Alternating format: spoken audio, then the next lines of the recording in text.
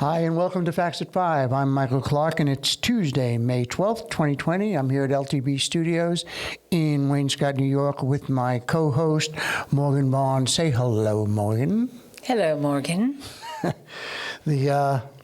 So we got from the East Hampton Star, I see that our good friend, Chrissy Sampson, put out something today about Steve Malone and what's going on with trying to meet that last-minute criteria. Right. So what's going on? So this is actually from yesterday. Christy was on the phone call with Suffolk County Executive Steve Malone.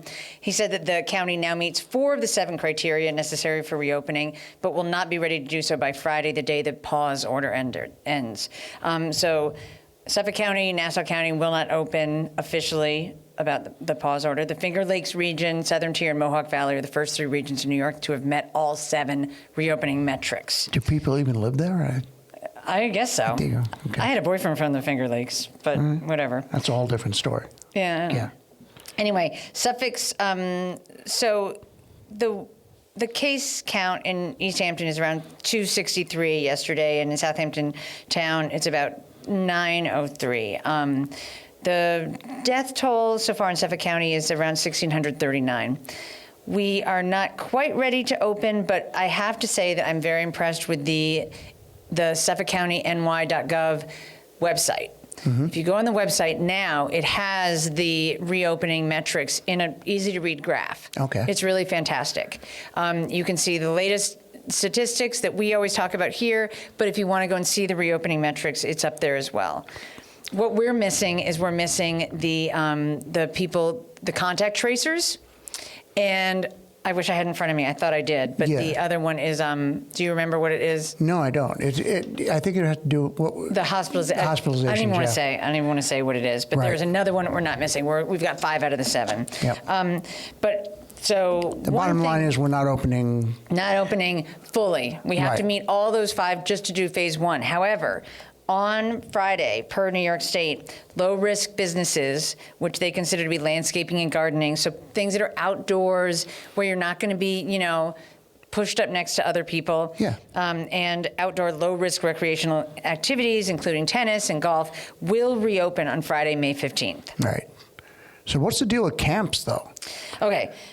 Everybody wants to know about camps. Yeah, because, everybody had to spend all these months with their kids, and they're saying, please, let there be camp. I think. And now there's not going to be camp, it seems like. No, there is going to be camp. Is there? What I'm seeing on I went to a bunch of different camps websites, including YMCA and also Ross and a couple of other ones. And what they're saying right now is obviously they're going to see what happens. But for right now, you can still register and plan to send your kid to summer camp.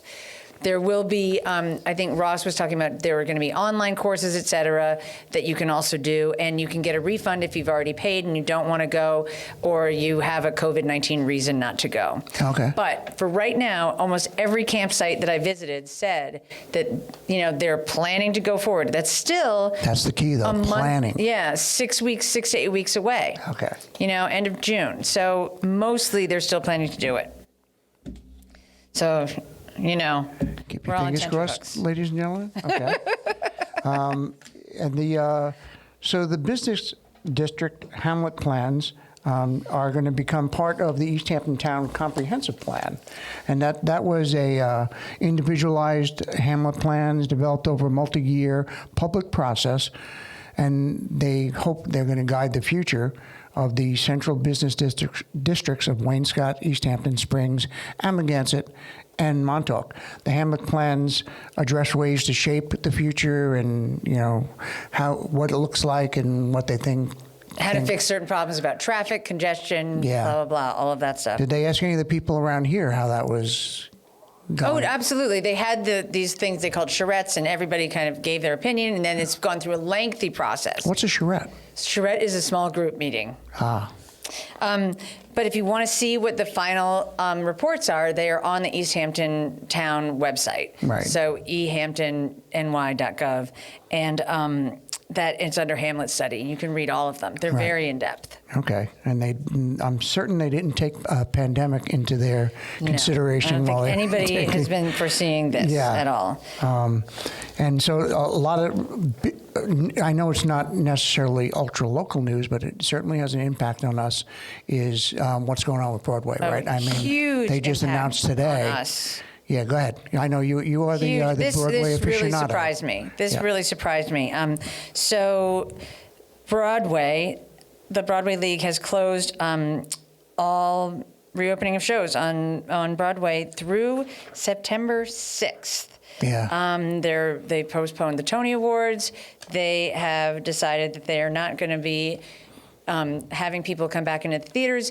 And from what I understand, it is because they cannot be profitable with expecting people to have social distancing, guidelines. People 6 feet, they can't, they have to pack the houses. Right. So, but what is interesting to me about this is not only how it'll affect out here in terms of what our local theaters are going to do, but the amount of money that is going to be lost is unbelievable to me. You don't even think about it. I mean, think about, theater, it was always there, right? I mean, theater is always there, but all of the restaurants that that rely on the theater audiences, all of the people who sell T-shirts that say Phantom of the Opera, all of the memorabilia, all of the everything. It isn't just, and all of the, not to mention the actors and the technicians and the stage managers and all of those people's livelihoods. I mean, this is huge. And it's even more huge when you realize that during the 2018-19 season, just the musicals performed on Broadway generated over $1.43 billion. So how does that compare with like the sports teams? It overwhelms the sports teams. It's really? More than what all of the New York City sports franchises make.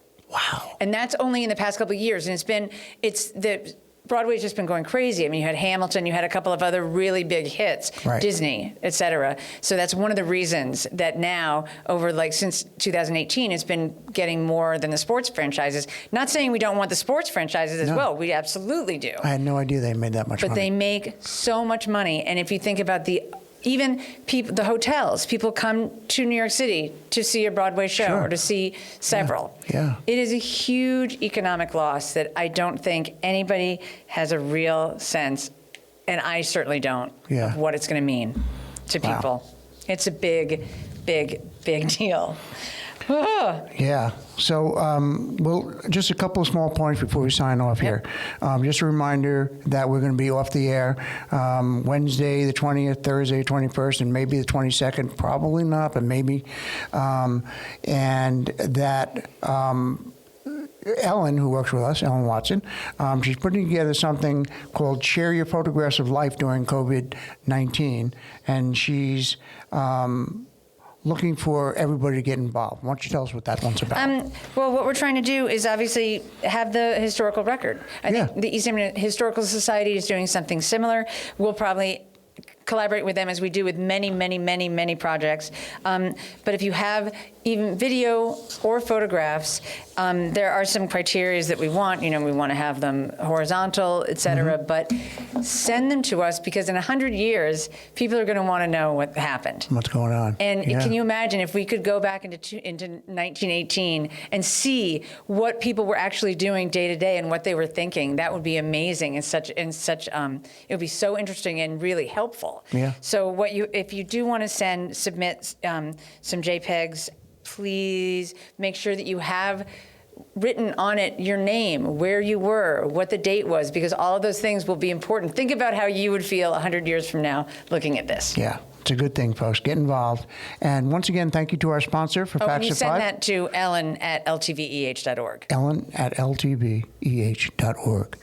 And our sponsor, Facts of Five, Sound Aircraft Services. We appreciate your support. And everybody, please remember to like us on social media. And all of our shows can be found on the YouTube channel. And all of our shorts. Yeah. And so please subscribe to us. All of our and don't episodes. even mind Morgan. Pay no attention. She has no idea. All right. Anyway, have a good night, folks. Have a good night.